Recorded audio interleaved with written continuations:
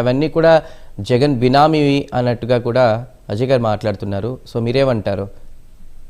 చంద్ర గారు, మీకు ప్యానల్ ఉన్న సభ్యులు, అధికార ప్రతినిధి, టీడీపీ అధికార ప్రతినిధి అన్నకు, అలాగే ప్రైమ్ లైన్ ప్రేక్షకులందరికీ వెరీ గుడ్ మార్నింగ్ అండి. వీళ్ళు ఎంతసేపు కూడా తెలుగుదేశం పార్టీ జగన్మోహన్ రెడ్డి గారు అధికారంలో ఉన్నా అధికారంలో లేకపోయినా జగన్మోహన్ రెడ్డి గారికి పడి ఏడవడమే తప్ప వాస్తవ పరిస్థితులు, వాస్తవ విషయాలు వీళ్ళకి చెప్పడం అనేది చేత కాదు అనేది ఈ రాష్ట్ర ప్రజలందరికీ తెలుసు. ఎంతసేపు కూడా మసిపూసి మారేడుకాయ చేసి దొంగ ప్రచారాలు చేసుకోవడం, అబద్ధపు ప్రచారాలు చేసుకోవడం, వాళ్ళకున్న మీడియా బలంతో, పచ్చ మాఫియా మీడియా ఎలాగో ఉంది వాళ్ళకి, ఆ మీడియా బలంతో వాళ్ళకి కావాల్సిన విధంగా ఆ ప్రచారం చేసుకోవడం అనేది వాళ్ళకి అలవాటు. ఇప్పుడు అన్న చెప్పడం జరిగింది. ఏం చెప్పారు?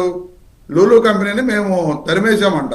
వీళ్ళు అధికారంలోకి వచ్చి 19 నెలలు అయింది. వాళ్ళ పార్ట్నర్, కూటమిలో వాళ్ళ పార్ట్నర్ ఉన్న పవన్ కళ్యాణ్ గారే కేబినెట్ సమావేశంలో లూలు మీద వాళ్ళకి ఇస్తున్న ఇన్సెంటివ్స్ కానీ అవన్నీ కరెక్ట్ కాదు, వాళ్ళకి ఇవ్వడం కుదరదు అని చెప్పి మాట్లాడినట్టుగా కేబినెట్ మీటింగ్ లో స్వయంగా ఉప ముఖ్యమంత్రి పవన్ కళ్యాణ్ గారు మాట్లాడినట్లు మనం అందరం కూడా వాళ్ళ పచ్చ మీడియాలోనే చూసాం. మరి ఈ 19 నెలల్లో లూలు పరిశ్రమ ఇక్కడ ఎందుకు స్థాపించబడలేదు అనే దానికి వాళ్ళు సమాధానం చెప్పరు. అలాగే అదానీ డేటా సెంటర్ని మేము తరిమేశామంట. అసలు అదానీ తోటి మొత్తం అగ్రిమెంట్ చేసుకున్నది, ఆ సీ కేబుల్ అగ్రిమెంట్స్ జరిగినవి, కేంద్ర ప్రభుత్వంతో పర్మిషన్స్ తీసుకొచ్చి అవన్నీ మేం చేస్తే దానికి అదానీ పేరు తీసేసి గూగుల్ డేటా సెంటర్ అని చెప్పి ఏదో ఈ నారా లోకేష్ గారి ప్రతిభ అని చెప్పి చూపించుకోవడం కోసం వీళ్ళు పడిన పాటలు, ప్రయత్నాలు. మొన్న అదానీ గారు వైజాగ్ లో చెప్పిన, అదానీ గారు వాళ్ళ అబ్బాయి కరణ్ అదానీ వైజాగ్ లో క్లియర్ గా చెప్పడం జరిగింది.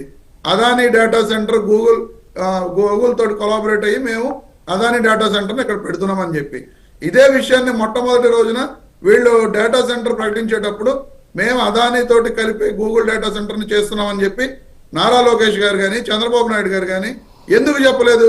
చెబితే మళ్ళీ జగన్మోహన్ రెడ్డి గారి మార్క్ బయటపడిపోతుందని చెప్పి ఆ రోజున ఇది బయట పెట్టకుండా దాచుకున్నారు. కానీ వాస్తవాలు బయటకు రాక ఏదో ఒక రోజు బయటకు రాక తప్పదు కాబట్టి ఖచ్చితంగా అది కూడా బయటపడిన సందర్భం. ఇక ఆయన మాట్లాడుతూ అమర్ రాజా ఫ్యాక్టరీని మేము తరిమేశామని చెప్పారు.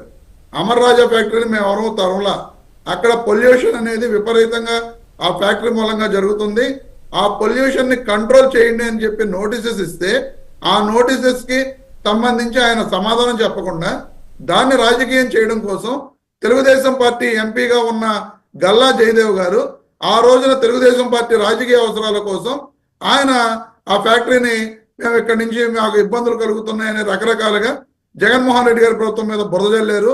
ఆయన ఆ ఫ్యాక్టరీ ఎక్కడే ఉంది, అది ఎక్కడేం మూతపడలా.